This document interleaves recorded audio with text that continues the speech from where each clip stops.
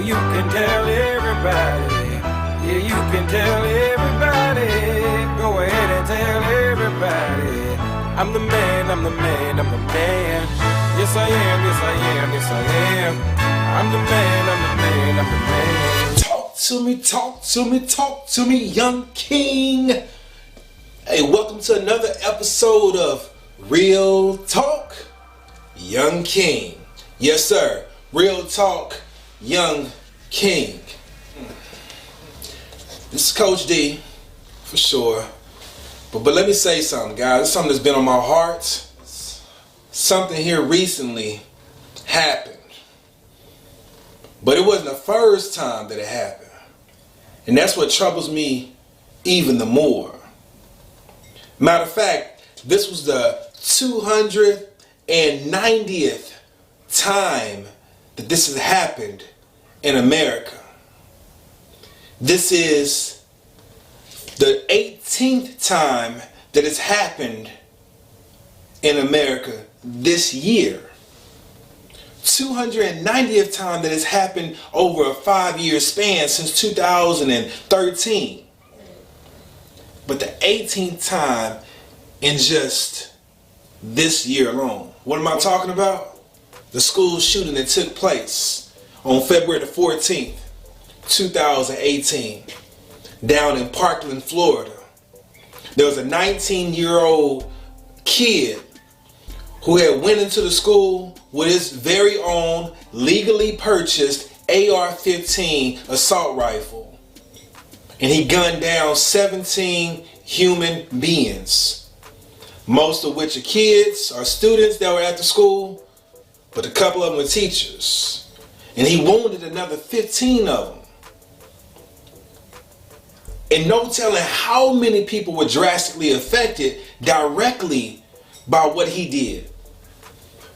All the many people that had to deal with the aftermath, not just the students, not just the parents of the students, not just the friends, not just the teachers, not just the friends and family of the teachers, right? I'm talking about there's Americans that are affected. Why? Because of one person's choice, one person's error in judgment. Now, many of people are negatively affected. So today, hey, we got to talk about some stuff. Like real talk, let's talk about some things. And before we even jump further into this thing, I want you to take a real close look. What is it that you see right there? For some of you guys, you know what this is. And one. Like you've seen this before, but listen, this is bigger than basketball. This is bigger than a clothing line, a brand for a clothing line. It's bigger than that. And one. Think about it for a moment. Now my question for you, who is your and one? Because there's some issues that we're dealing with that are too big for one man. There's some problems, there's some challenges that we're facing, and they are too big for one person to handle on their own. Too big. Who is it that you can actually trust? Who is it that you're rolling with? Who is it that you're connected with? Who is it, young king? Who is it that you can trust to help you when stuff gets hard, when things get tough and things are rough for you? Like, who is it that you can trust to help you? As men, if I can be honest, like just real talk, as men, we have this tendency of letting pride get the best of us. We have this tendency of tripping over our own egos. Now I can't ask for help, because if I ask for help, then I'm going to appear to be weak. I'm going to appear to be less than the man. For real? Hey, for real? You're going to appear to be less than a man by asking for help? Come on, young king. No. You're not going to appear to be weak by asking for help. But let me ask you this. How many times does this even sound familiar to you? I'm good. I don't need any help. Nah, everything is straight. Like, everything will be okay. Nah, that's all right, man. No, really. Don't worry about it. Don't worry about it. I'm good. Does that sound familiar? Yeah, I know it does. You know why? Because hey, that was me at one time. And even if I can be honest, again, even to this day, I still do that from time to time when I know I need to be getting help. You understand what I'm saying? So I'm not just telling you to do this thing, but this right here is going right back to me, Coach D. Listen, this is something that we have to do, guys. Find out who your AN1 is. Let's start talking. Let's start having those conversations. Let's have that dialogue. Hey man, listen, for real, this thing is heavy, bruh. Hey mom, dad, this is heavy. Hey teacher, coach, hey, this is heavy. Will you help me? I'm struggling. Help me, please. A closed mouth doesn't get fed, right? We talked about it. A closed mouth doesn't get fed. So all I'm saying is, who is your and one? Who is it? Because truth is, you really do need help.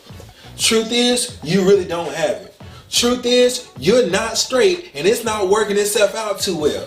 Because if it was, I wouldn't be making the decisions that I'm making now that clearly show an error in judgment. This is important. Who's your and one? Cool? Alright. Now,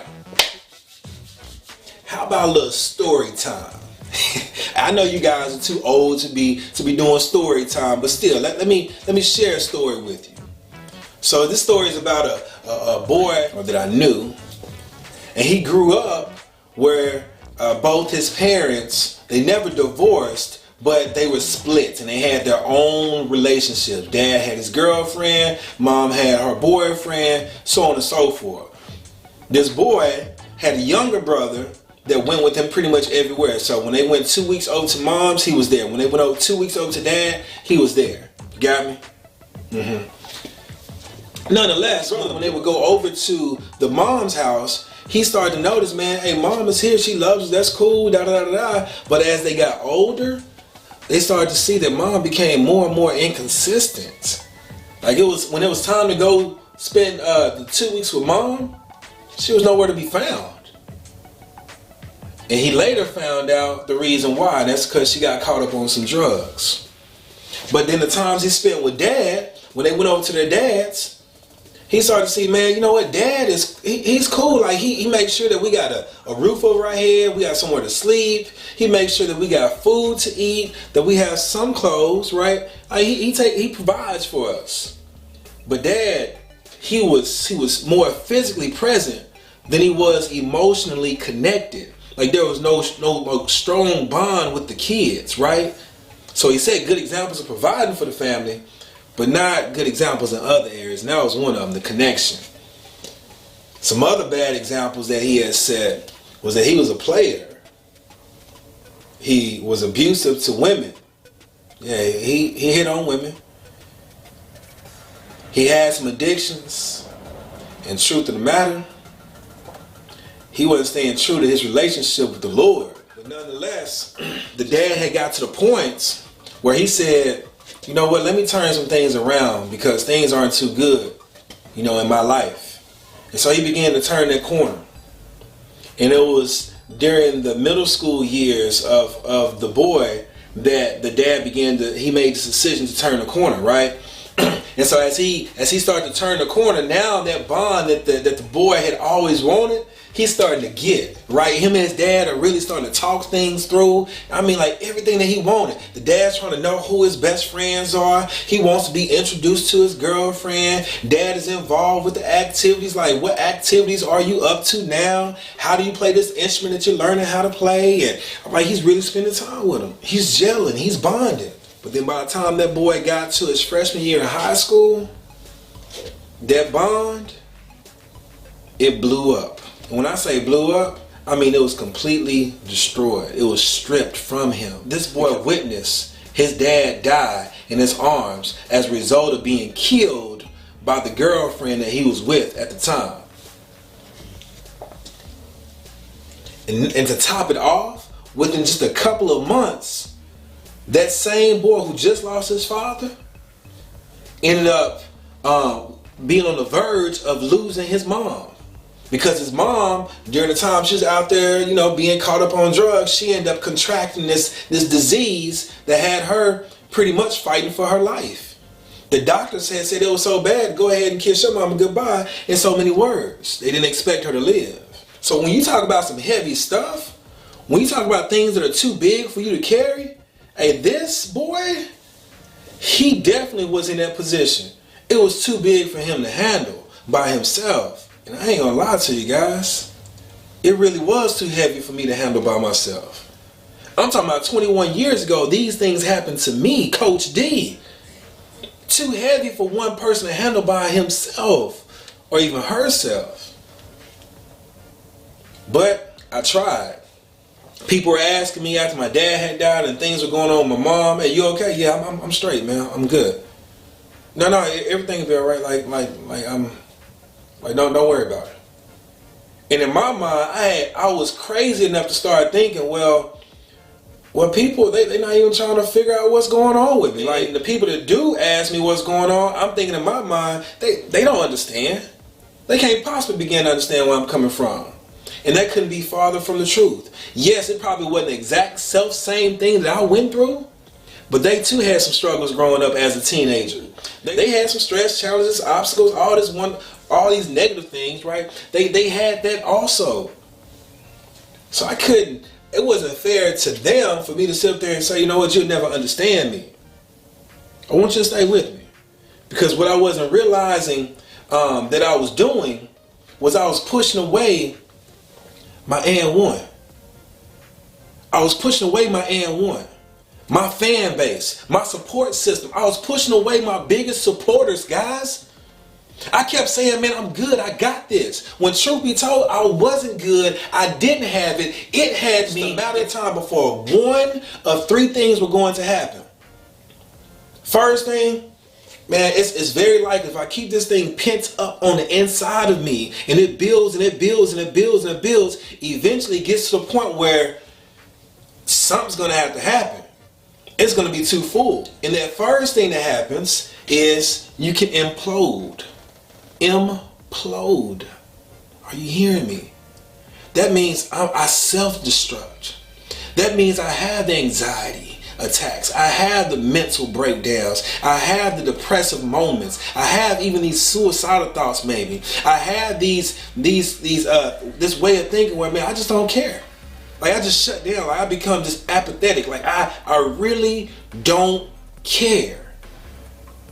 I don't care if I get in trouble. I don't care if I die at an early age. I don't care if me not buckling my seatbelt and me racing down the street and drunk. I don't care if I end up losing my life in that situation. I don't care.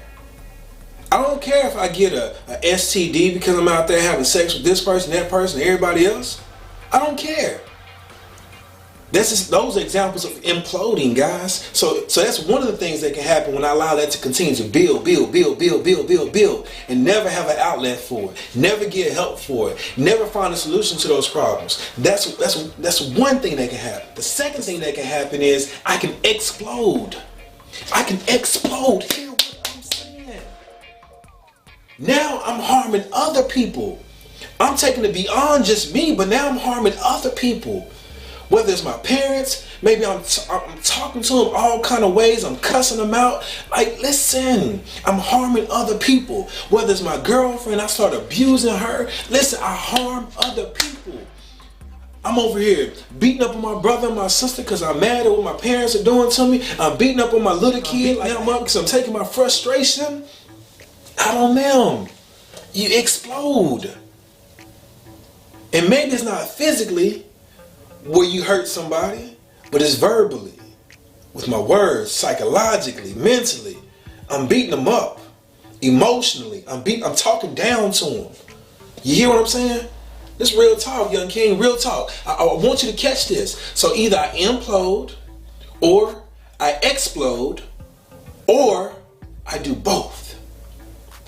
Hence what happened on February the 14th, 2018 down in Parkland, Florida, when that 19-year-old who had the AR-15 assault rifle killed 17 people. He imploded and he exploded. He did both. But you hear what I'm saying? He did both, guys. But he had some issues. Like, clearly he had some issues. And when you dig just a little bit deeper, you find out one of those main issues, guess what? He had lost his mom. Just 3 months ago, November 1st, he lost his mom to pneumonia. She checked into the doctor or into the hospital with having the flu. And she ended up dying with pneumonia. And prior to that, about 13 years ago or so, he ended up losing his dad. So now he lost both parents. And truth be told, those weren't even his biological parents. Those were adoptive parents, which means he had lost his biological parents before he was even born. Talk about some hardships, come on. You thinking what you going through right now, some stress? Yeah, it may be. But I promise you, that was heavy for him. And now he's being picked on in his high school years. He's being called names, bullied, whatever. Those are issues, guys. And if you don't deal with your issues now, your issues are going to deal with you later. Real talk. So all I'm saying is, who is your and one? Who is that? Who is your and one? Are you hearing me? Find them. They're there. I promise you, they're there. You know how you keep pushing mom and dad away and say, man, they'll never understand. Man, nobody gets me. I'm the only one that's in this thing. I'm in this thing by myself. No, you're not. And if you feel that way, it's probably because you made a choice to be in that situation by yourself. But this is the problem. This is what I found, is that when we get to that place where we're like, man, don't nobody understand. We feel like we're in it by ourselves. Now those other people seem like they are our enemies. When truth be told, they're our biggest fans. The very ones we're pushing away. These are the ones that are not just capable of helping us, but they're willing to help us. A closed mouth doesn't get fed. Open your mouth, man. Identify who your and one is. Who's your and one? And let's start talking. Let's get some help. Let's start venting. Get this stuff up out of us. Because I'll be honest with you. If it wasn't for my junior year, when the person who has helped me the most in my life had came into my life, I wouldn't be standing before you now, guys.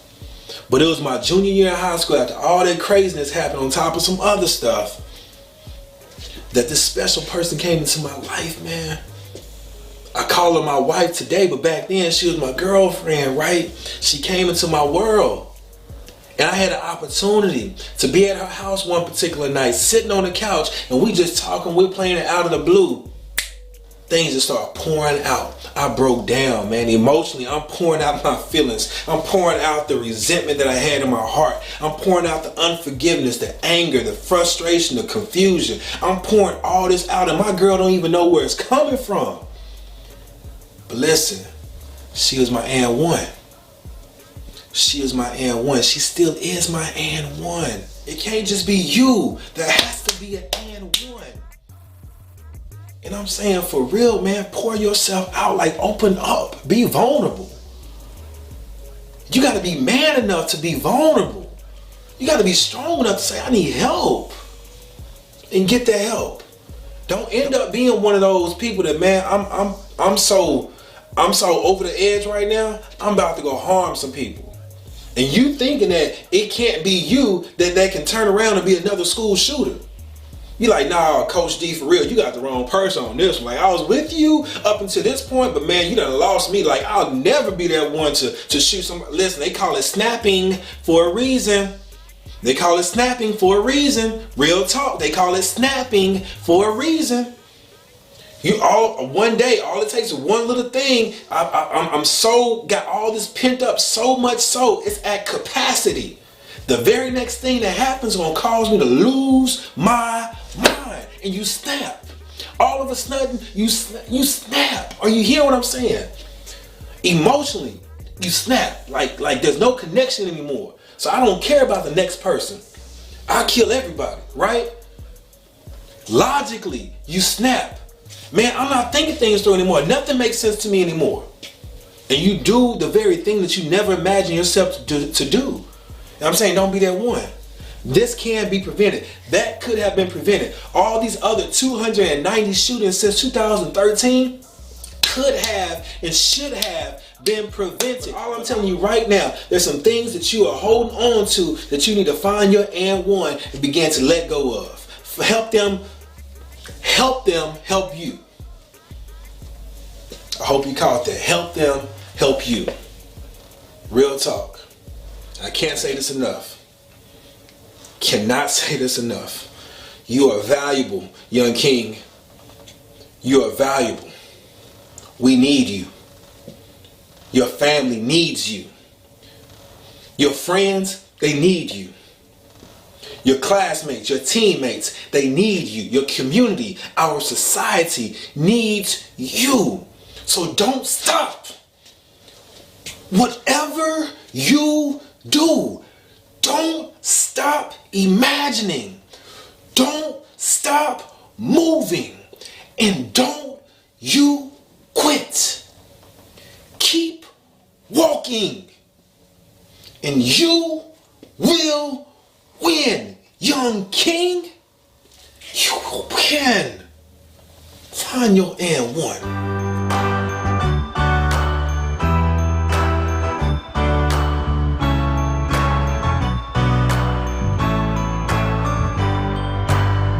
Well, you can tell everybody. Yeah, you can tell everybody. Go ahead and tell everybody. I'm the man, I'm the man, I'm the man. Yes I am, yes I am, yes I am. I'm the man, I'm the man, I'm the man.